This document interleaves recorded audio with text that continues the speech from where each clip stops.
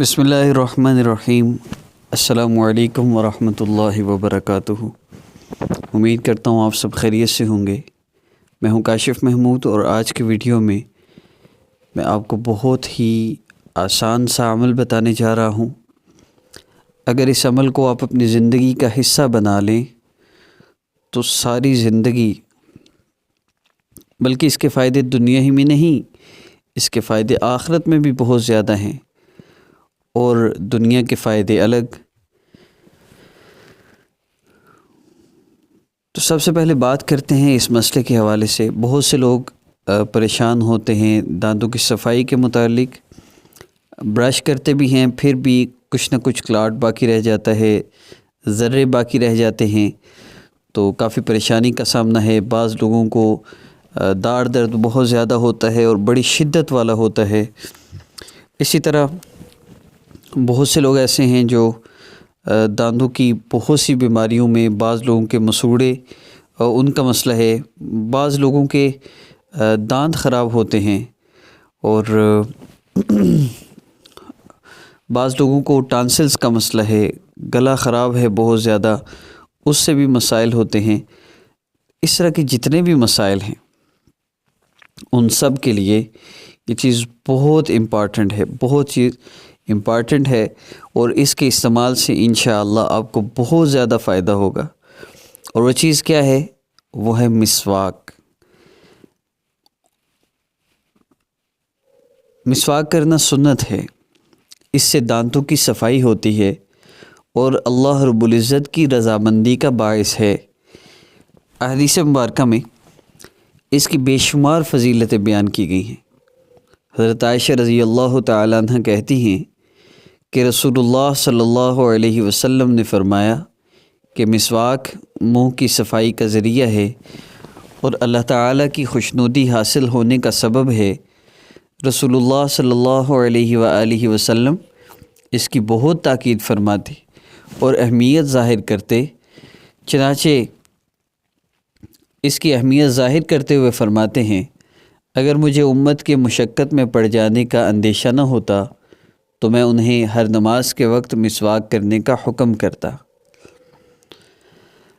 آقا پاک صلی اللہ علیہ وسلم جب بھی گھر میں داخل ہوتے تو سب سے پہلے مسواک فرماتے۔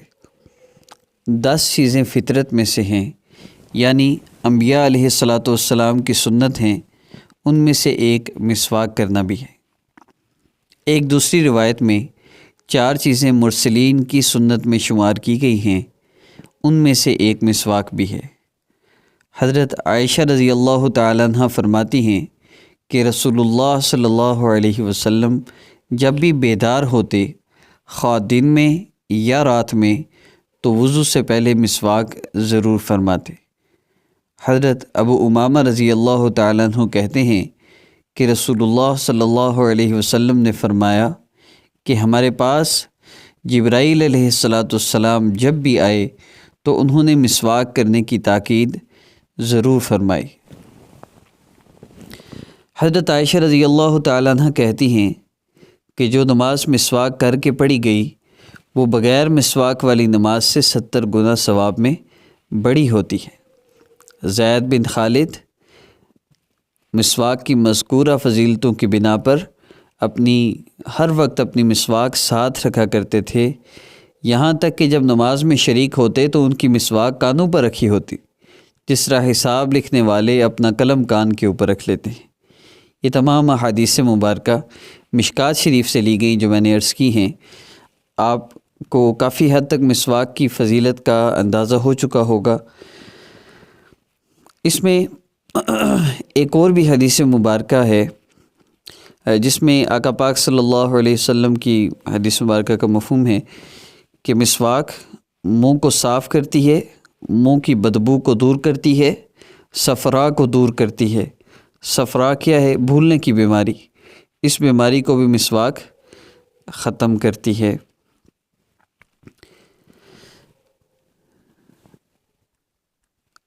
اگر بات کی جائے منہ سے لے کر معدے تک کے مسائل کے لیے تو مسواک سب سے امپارٹنٹ ہے۔ جو بندہ مسواک کا اہتمام کرتا ہے اس کے دانت کبھی خراب نہیں ہو سکتے۔ جو بندہ مسواک کا اہتمام کرتا ہے اس کو ٹانسز کی بیماری بھی نہیں رہتی۔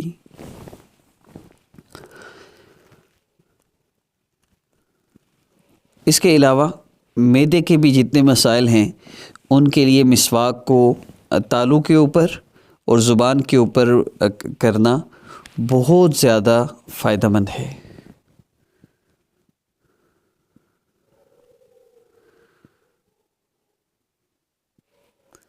اللہ رب العزت ہمیں اس مبارک سنت پر عمل کرنے کی توفیق عطا فرماویں۔ اب مسواک کے حوالے سے ایک بات یہ بھی عرض کرتا چلوں کہ اللہ رب العزت نے آقا پاک صلی اللہ علیہ وسلم کو جتنی بھی سنتیں عطا فرمائی ان مبارک سنتوں میں ہی فائدے ہیں، اور ان مبارک سنتوں میں بڑی تاثیر اللہ رب العزت نے رکھی ہے۔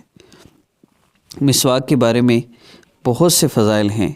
شیطان کو غصہ دلاتی ہے، یہ اللہ رب العزت کی رضا کا سبب ہے، اور ایک روایت میں یہ بھی آتا ہے کہ جو بندہ نماز کا اہتمام کرتا ہے جو بندہ مسواک کا اہتمام کرتا ہے تو اللہ رب العزت اس بندے کو مرتے وقت کلمہ نصیب فرما دیتے ہیں۔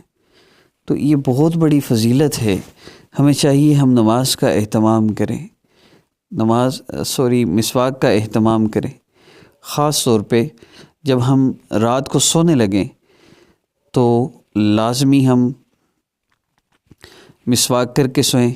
صبح جب ہم اٹھیں تو اٹھتے ہی پہلا کام ہمارا مسواک ہو۔ رات کو سوتے ہوئے مسواک کو اپنے پاس رکھ کے سونا یہ بھی بہت ضروری ہے، اس کا خاص طور پہ اہتمام کیا جائے۔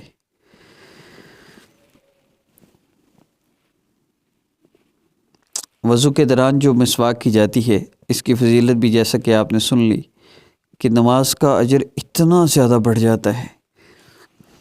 اب ایک تو بیسک چیزیں میں عرض کر رہا ہوں، جب بھی آپ مسواک کریں تو اپنے دانتوں کی باہر والی سائڈ پہ بھی اندر والی سائڈ پہ بھی اچھے سے مسواک کریں، ایک بات۔ دوسری بات، ایک سنت ہے حلال کرنا ایک سنت ہے، اور یہ کیا ہے حلال کرنا؟ اسے کہتے ہیں کہ کھانے کے بعد لکڑی کی وہ جو ٹوتھ پک کہتے ہیں انگلش میں، ٹوتھ پک استعمال کرنا، اس کو اپنے دانتوں کے اندر پھیرنا، اس کو کہتے ہیں حلال کرنا۔ دانتوں کا حلال ٹوتھ پک سے کیا جائے۔ جو بندہ ان دو سنتوں کو اپنی زندگی کا حصہ بنا لے گا انشاءاللہ